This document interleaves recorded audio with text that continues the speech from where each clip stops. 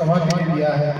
साथ ही साथ हम सभी ग्रामीण वासियों का स्नेहपूर्वक आदर सम्मान करते हैं, जिन्होंने मेरे एक आज्ञा पर अपना सारा काम धाम निपटाकर आप इस मेरी सभा में जो उपस्थित हुए हैं, इसके लिए मैं आप ताउम्र आपके लिए कर्जदार रहूंगा, आपका ऋणी रहूंगा।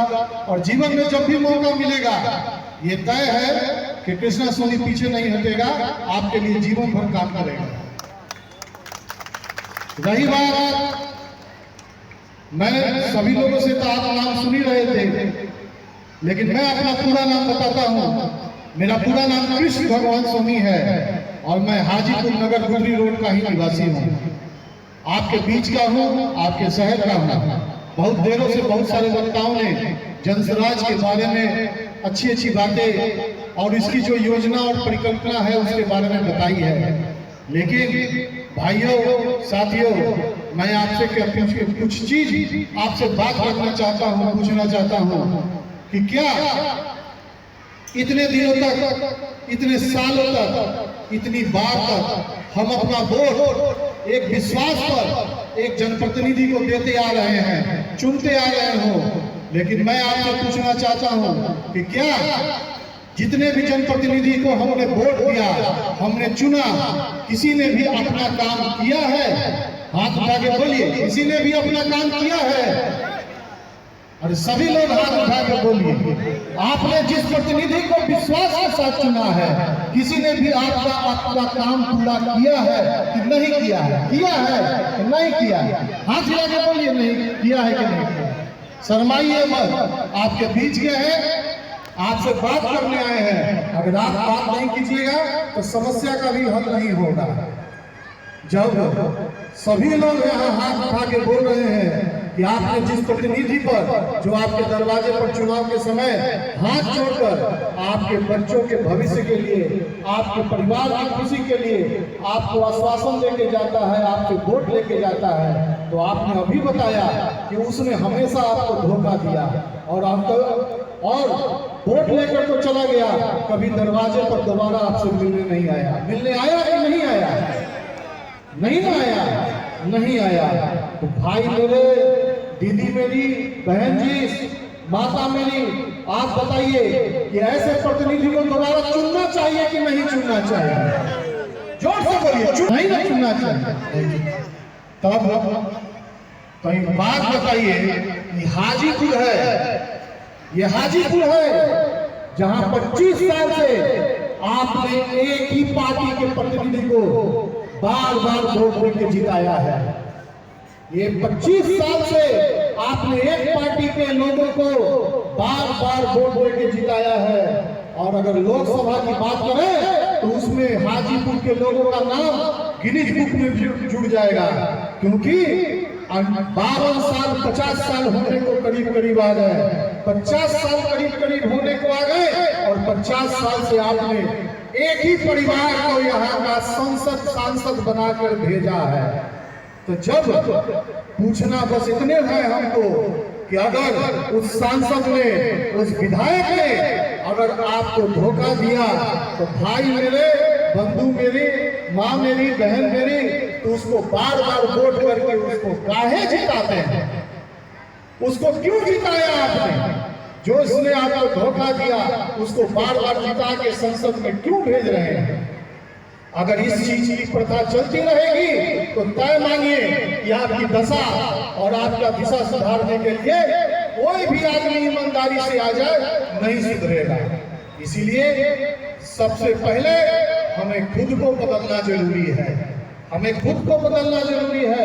सब लोगों ने कहा कि यहाँ पर सभी प्रतिनिधियों ने धोखा दिया, लेकिन हम ये कहते हैं कि जब यहाँ चुनाव की बारी आती है तो चुनाव यहाँ 3-4 चीज पर पड़ता है। ध्यान से सुनिएगा, जो भी खड़े हैं बैठ जाइए, बैठिए पहले। यहाँ पर चुनाव जब होता है तो 3-4 चीज पर ही वोट पड़ता है। आप हमसे सहमत हो तो हाथ उठा के सहमति दीजिएगा, नहीं सहमत हो तो फिर असहमति भी बताइएगा। पहला कारण है, बार बार जो निरंकुश सरकार है उसको चुनने का पहला कारण है कि यहाँ पर कई लोग जो है पैसा ले लेके वोट दे देते हैं। सच या गलत? सही है कि नहीं? चुनाव के समय पैसा बढ़ जाता है ना, बढ़ जाता है। हम ये नहीं कहते हैं कि सबको पैसा मिलता है, सबको पैसा मिलता है, हम ये नहीं कहते हैं। क्योंकि इसीलिए नहीं कहते हैं कि हर गांव में, हर कस्बे में एक पार्टी का ठेकेदार होता है, पार्टी का ठेकेदार होता है। हाँ, और वो क्या करता है, अगर चुनाव आता है तो कहता है क्या कि हमारा मोहल्ला में 250 को वोट है, पार्टी से जाके सेटिंग मीटिंग कर लेता है और कहता है कि हम 100 वोट गिरवा देंगे, हमारा कुछ खर्चा माल पानी दे दीजिए। सबको पैसा मिलता भी नहीं है और पूरे गांव को वो बदनाम करके चल जाता है। जाता है कि नहीं जाता है? जाता है ना। तो बस सबसे पहले भाई मेरे, बंधु मेरे, सबसे पहले ऐसे ठेकेदारों को गांव में बहिष्कृत करने की जरूरत है जिसके कारण आपका गांव का विकास अवरुद्ध गया हुआ है। दूसरा, अगर पैसा से नहीं पड़ा तो मुर्गा भात का भोज हो जाता है, मुर्गा भात का भोज हो जाता है, मुर्गा भात पर भोज पर वोट पड़ जाता है।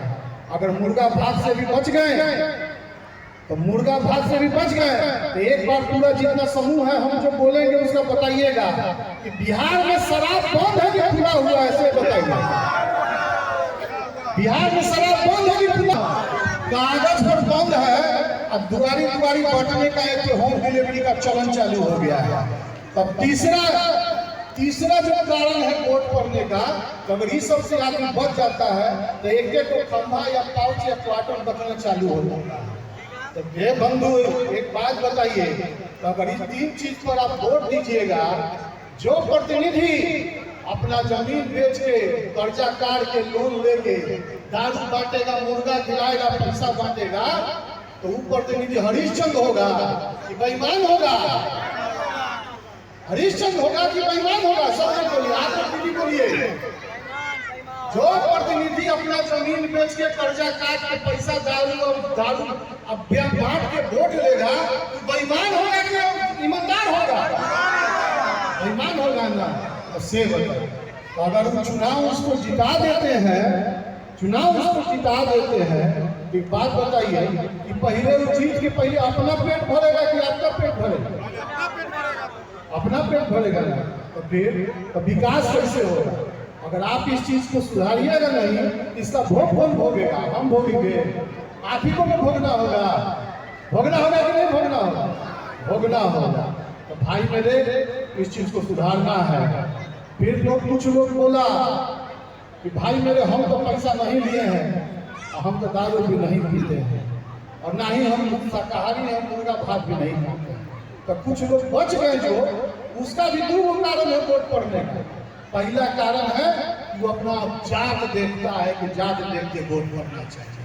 तो भाई जात देखिएगा, तो जात देख रहे हैं आप, जात का वोट लेके जा रहा है आपसे, लेकिन कितनों जात का वोट लेके गया तो वो अपने बन गया राजा।